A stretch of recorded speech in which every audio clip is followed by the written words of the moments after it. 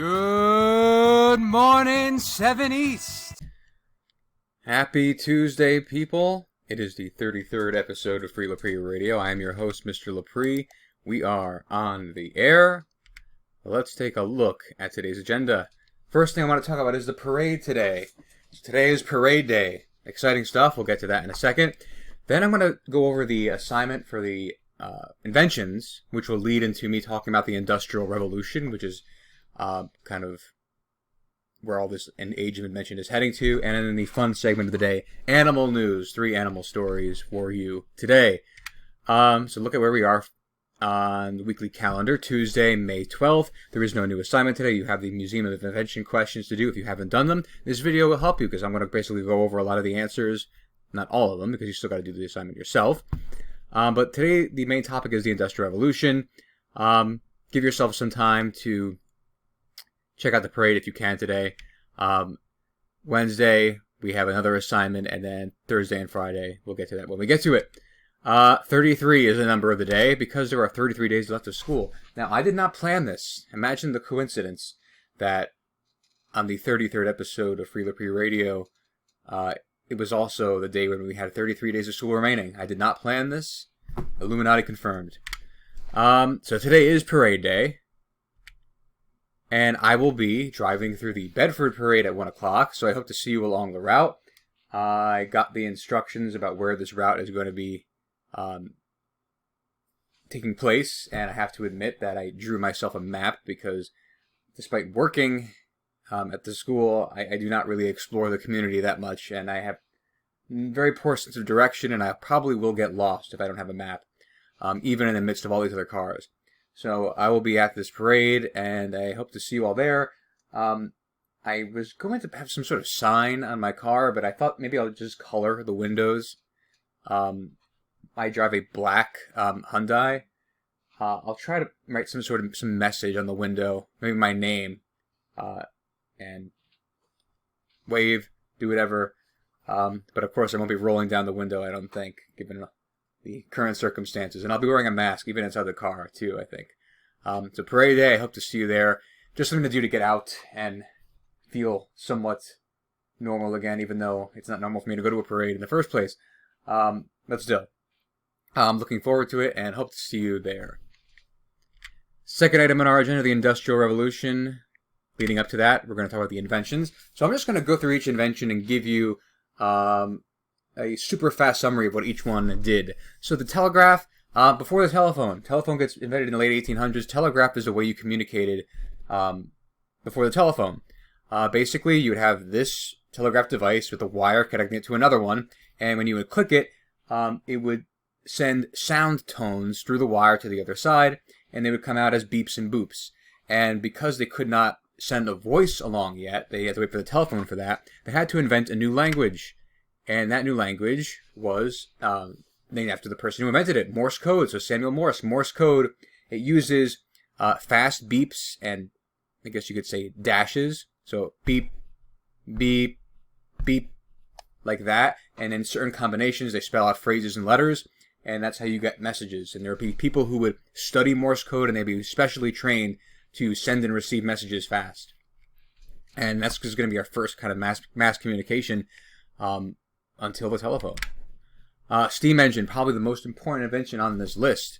We would not have cars without the steam engine today. We would not have pretty much any device that uses gasoline, coal, or wood burning for energy. So the steam engine, to put it simply, it's a device that uses heat energy or steam to move parts in an engine. So for example, in this photo you have if you're looking at A, you have the source of your energy, like the coal or fire goes in there. You burn it, the steam goes up, and it causes the pistons to go up and down, F and D. It's kind of like, it's a crude analogy, but I likened it to if you're in the kitchen and you're boiling a pot of water. If you leave the water on and it's really hot, the lid will start to shake and go up and down. Well, imagine something like that, but with coal, wood, gasoline, and then you can use that movement to move something up and down or move something in a circular motion like a wheel. And that's used for, it's going to be used on cars, trains, and so on. Dynamite's a big one. Invented by Alfred Nobel. Yes, the same Alfred Nobel of the Nobel Prize. So dynamite, he wanted it to be used for something creative and productive, like demolition for mines and construction. And he was very sad to see that it was used for war. It's going to be kind of one basis for bombs and grenades and things like that. But originally intended to have a productive use. Miner's lamp, like we saw with the gold rush, a lot of resources are underground. The miner's lamp was one way to safely mine underground. When you go underground, people think, oh, there's no air down there, that's why they have to, always have an air shaft. Well, there is air to some extent, but there's also flammable gases. And if you dig down into the wrong pocket and you hit a pocket of natural gas and you have a torch in your hand, that whole entire thing is going up in flames. So the miner's lamp was trying to protect the flame inside so that it did not ignite all the gases down below. Not so important with the gold rush, but you're going to see it's more important for things like the Transcontinental Railroad and other railroad construction. Matches. The question I asked about this had to do with birthday cakes, but I don't think anyone even uses matches for birthday cakes anymore. We probably just use lighters. But matches invented in 1827. So before this, anytime they're trying to light something, they have to have a torch or make a fire especially for whatever it is they need to light. So now you have basically a pocket full of torches in this tiny box, and it's good for miners, especially. So you don't have to carry a torch all the way down the tunnel. If it goes out, you can just light another one. So it makes everything more productive, safer than carrying around a big torch as well. When you only need a little flame. Cotton gin, interesting invention because it was also used in a way the inventor did not intend, like Alfred Nobel with dynamite. Cotton gin is used to rip the seeds out of cotton. So cotton, when it grows, it has these seeds in it, as you can see from this picture. Cotton gin, you put cotton in it and you spin the wheel and it rips the seeds out of the cotton so you could use the cotton for clothes and other things. Eli Whitney did not want this to happen, but unfortunately, slavery actually increased for a time as a result of the invention of the cotton gin.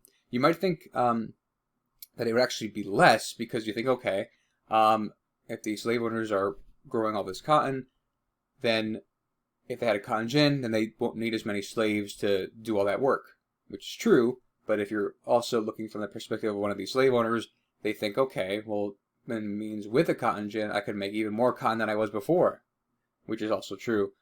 So they just kept their slaves and just got more cotton gins. So it indirectly actually ended up making slavery more popular for a time period. And there's another diagram of how the cotton gin works. Steam shovel. So this one should look very familiar. Maybe not in its form here, but kind of like a backhoe or early construction equipment. They didn't have this at the time of the Erie Canal. So that's why they had to use shovels. So 1839, William Otis is the inventor, also inventor of the elevator or the elevator brake, one of those, possibly both. Combine harvester, also great for farming. You don't got to go out in the field anymore and cut everything down yourself. Farmers, hand by hand. Now you have this rotating blade that you can just ride through and it cuts everything up for you, and then you gather the grain. Makes farming and harvesting a lot faster. 1835, nitroglycerin, probably the most dangerous invention on our menu of inventions.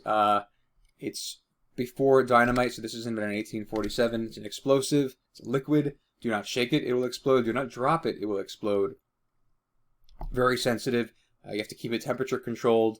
And I'm not sure if the story is true, but I heard that the person who invented it, or originally discovered it, died in an accident, and then the assistant was the one who kind of pieced all the research together.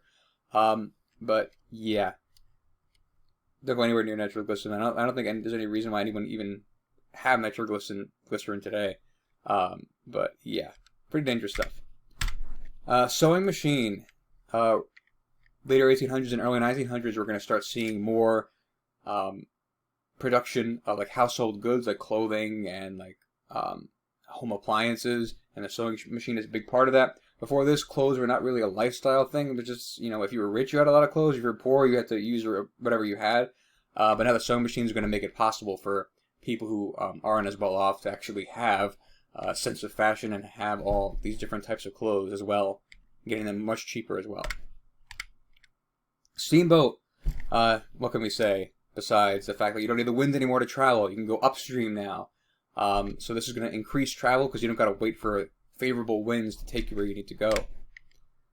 And lastly, the locomotive and railroad, also huge. So remember, steamboat and the locomotive both use the steam engine. That's what powers them. The locomotive and railroad invented in 1814, but we don't see them really come on the scene in America until the mid-1800s.